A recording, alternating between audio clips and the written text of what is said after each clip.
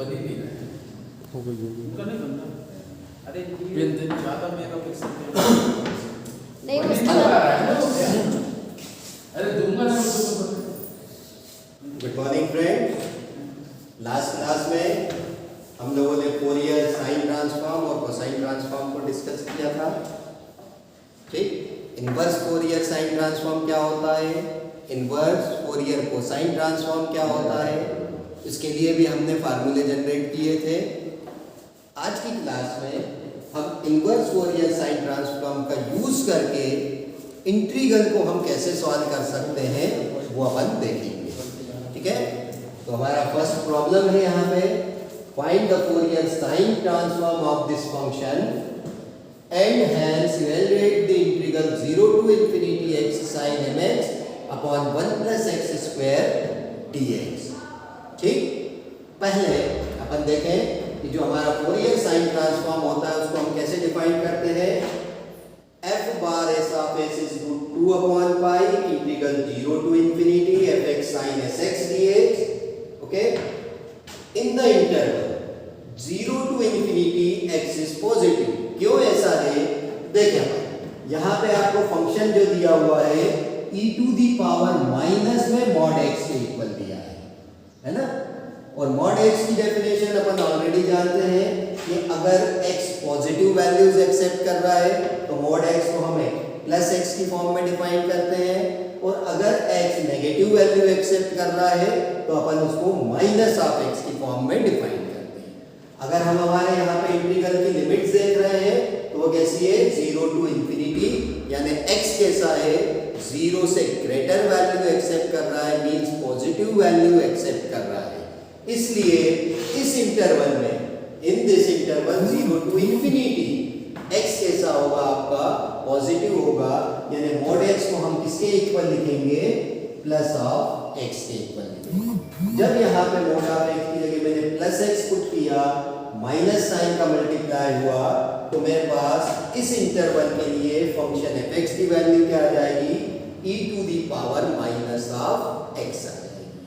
Clear. अब ये value जब मैंने फार्मूले में सब्स्टिट्यूट किया, इक्वेशन 1 में सब्स्टिट्यूट किया, तो मेरे को ये टर्म्स मिल गया। अब यहाँ पे देखें बहुत सिंपल सा एक इंटीग्रल बना है जिसको अपन आसानी से सॉल्व कर सकते हैं। फार्मूला ऑलरेडी अपन को मालूम है, प्रीवियस क्लास में जो अपन ने प्रॉब्लम सॉल्व किया था उसमें भी सेम फार्मूला अपन ने यूज किया था। तो यहाँ पे देखें integral e to the power ax sin bx dx is equals to e to the power ax upon a square plus b square a sin bx minus of b cos bx। ये मेरा formula होता है इस integral को solve करने का। तो यहाँ अगर हम कंपेयर कर रहे हैं तो a के प्लेस पे हमको वैल्यू मिल रहा है माइनस ऑफ 1 और b के प्लेस पे हमको वैल्यू मिल रहा है s के इक्वल। तो मैंने इस इंटीग्रल को इस फार्मूले से सॉल्व किया तो मेरे पास देखिए रिजल्टेंट क्या मिल जाता है, then the Fourier sine transform of the function is root 2 upon pi, और इंटीग्रल सॉल्व करने पे हमको वैल्यू मिली e to the power minus x minus 1 square plus s square minus s sine sx minus में s cos sx, limit से 0 to infinity. यहाँ पे देखिए 1 upon 1 plus s square limit से इंडिपेंडेंट है तो हम उसको बाहर लिख सकते हैं, मीन्स हम उसको इस टाइप से लिख सकते हैं 1 upon 1 plus s square. Okay, अब रिमेनिंग टर्म्स को अगर हम देखें, साथ में माइनस साइन भी आप कॉमन ले सकते हैं, तो रिमेनिंग टर्म बचता है e to the power minus x sin sx plus s into cos sx, जिसका लिमिट है 0 टू इंफिनिटी। ओके, अब जब हम पहले अपर लिमिट यहाँ पे सब्स्टिट्यूट करें तो देखिए रिजल्टेंट अपना अपर लिमिट पे क्या दे रहा है, 0 दे रहा है। ठीक है ना, क्योंकि आपको ये मालूम है e to the power minus infinity is always 0। जब आपने यहाँ पे e to the power x की जगह माइनस इंफिनिटी रखा तो ये टर्म जीरो हो जाता है, मीन्स होल टर्म्स आपका जीरो हो जाता है। तो अपर लिमिट पे हमारा रिजल्टेंट हो गया zero, then minus lower limit रखा that is e to the power zero, okay, then sine zero plus s into cos zero. e to the power zero कितना होता है 1, साइन जीरो होता है आपका जीरो, कॉस जीरो होता है 1, 1 into S कितना बचा s, और केस में है विथ माइनस साइन, तो माइनस के साइन अपने पास में क्या बच रहा है s इंटू में माइनस के √2/पाई दिस टर्म, तो हमारे पास रिजल्टेंट क्या आ जाता है, दिस इज इक्वल्स टू √2/पाई s/1 प्लस s स्क्वायर। इसको मैंने इक्वेशन सेकंड नंबर दे दी। अब यहाँ पे अभी अपन ने जो सॉल्यूशन निकाला वो किसके लिए निकाला, इस फंक्शन का केवल फोरियर साइन ट्रांसफॉर्म निकाला, लेकिन ये हमसे वो क्या चाहता है कि इस रिजल्टेंट की हेल्प से आप इस इंटीग्रल को भी सॉल्व कीजिए।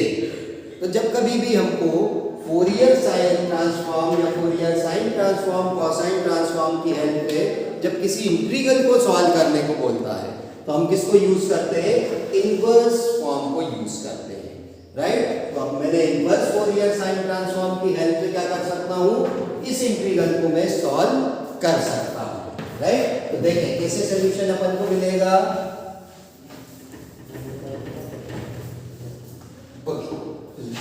Bye inverse Fourier sine transform. Inverse Fourier sine transform की डेफिनेशन से हम क्या लिख सकते हैं, √2/पाई integral 0 to infinity Fourier sine transform f bar s into sine sx dx is equals to function fx, okay. यहाँ पे देखिए ये वैल्यू ऑलरेडी अपन निकाल चुके हैं इक्वेशन 2 से, ये वैल्यू मैंने यहाँ पे सब्स्टिट्यूट किया। सो दिस इज √2/पाई 0 to infinity, Fourier sine transform is √2/पाई s/1 plus s square, sine sx as it is लिख दिया, ds एज इट इज, और फंक्शन fx, फंक्शन fx क्या है आपका e to the power minus में mod h, लेकिन अगर हम बात कर रहे हैं इस इंटरवल की तो 0 टू इंफिनिटी के बीच में वो पॉजिटिव है, इसलिए इसको हम क्या लिखेंगे e to the power minus of x, ठीक है। So this is equation number 3rd। Now we replace x by m in equation number 3। यहाँ से देखें ये सिंप्लीफाई हो रहा है तो इसको हम सिंप्लीफाई कर लेंगे। यहाँ से रिजल्टेंट बचा 2/पाई 0 to infinity s sine m s, x की जगह हमने क्या रख दिया m अपॉन में 1 plus s square dx equal to e to the power minus of m। यहाँ से अपन ने 2/पाई को क्रॉस मल्टीप्लाई कर दिया राइट हैंड साइड में, और देखिए हमारे पास क्या रिजल्टेंट आ जाता है, then the integral 0 to infinity s sine m s upon 1 plus s square dx is equal to कितना आ जाएगा, π/2 e to the power minus of m के इक्वल ये आ जाता है, ठीक है।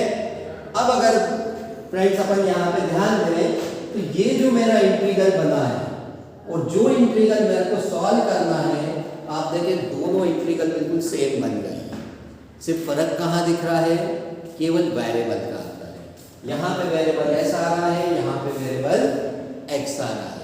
तो ये छोटा सा डिफरेंस हम बहुत आसानी से सॉल्व कर सकते हैं, क्योंकि अपन डेफिनेट इंटीग्रल की प्रॉपर्टीज अगर अपन ने पढ़ी है तो उसमें अपन को ये मालूम है integral a to b function fx dx is equals to किसके होता है a to b function ft dt के इक्वल होता है। यानी अपन वेरिएबल्स बदल दें तो उससे डेफिनेट इंटीग्रल में कोई फर्क नहीं पड़ेगा। तो मेरी नीड क्या है, मेरी नीड है वेरिएबल x की, और यहाँ वो वेरिएबल का लिखा हुआ है s, तो मैं इस प्रॉपर्टी को यूज करके यहाँ पे इस इंटीग्रल को वेरिएबल x की फॉर्म में लिख सकता हूँ। Okay, so by using this property we get integral 0 to infinity x sin m x upon 1 plus x square into dx is equals to pi by 2 e to the power minus of m. So this is the solution of this integral. अब यहाँ पे आप देखिए कि हमने integral किया ही नहीं फिर भी सोल्यूशन आ गया। तो this is the beauty of inverse Fourier sine transform, जहाँ पे हमको इंटीग्रल को सॉल्व ही नहीं करना पड़ रहा है फिर भी उसका सोल्यूशन हमको मिल जाता है। ठीक है, थैंक यू।